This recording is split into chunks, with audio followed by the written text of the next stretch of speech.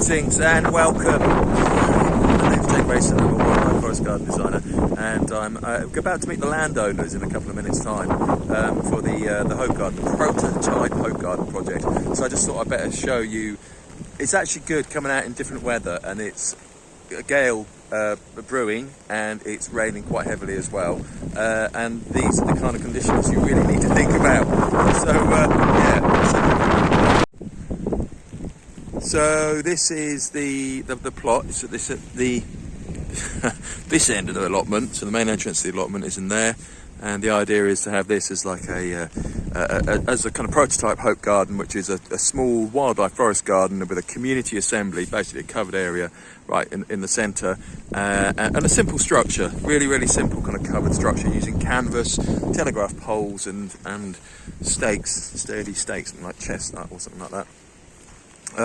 But one of the things any garden, what you got to think about is exposure, because this is where the wind's coming in from, and it's not very pleasant to sit down at all. So you've got to provide protection. That's protection for people, and that's protection for plants as well. And so this is it's good to come out when it's windy, and it's good to come out when it's wet. And I was just trying to make this. I was going to check a couple of things on my phone. I think it would be so nice to have a bit of cover, but there isn't really. I guess there's a shed up there, but have a bit of cover here that you can nip into en route, get out of the worst of the storm.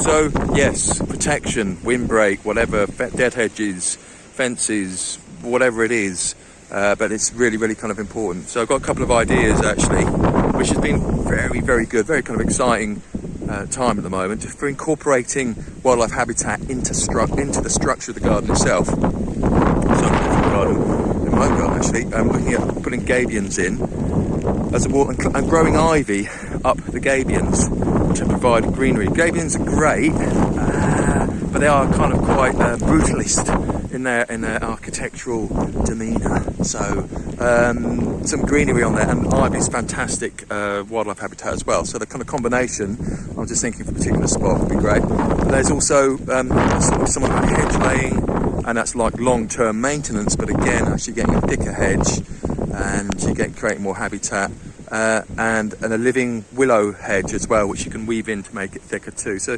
lots of different options, not just like a straightforward hedge. And because we're relatively it's not a massive space, you know. So I think it's 12 meters by 15 meters, so it's not like a huge space. So you've got to be kind of careful if you've got any windbreak hedge. If anything kind of going up 2-3 meters will come out 2-3 meters generally as well.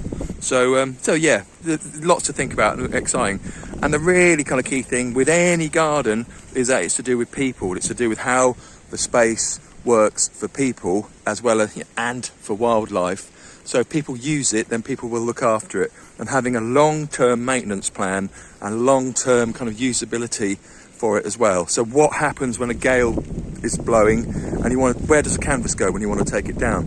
What about the seats? Do you leave them out in the rain all winter? Are they going to be strong enough for that? Do you want to have a bit of cover for them? There's all these kind of considerations as well. So yes, it's good. So thanks for watching, and yeah, I shall see you again soon. Cheers.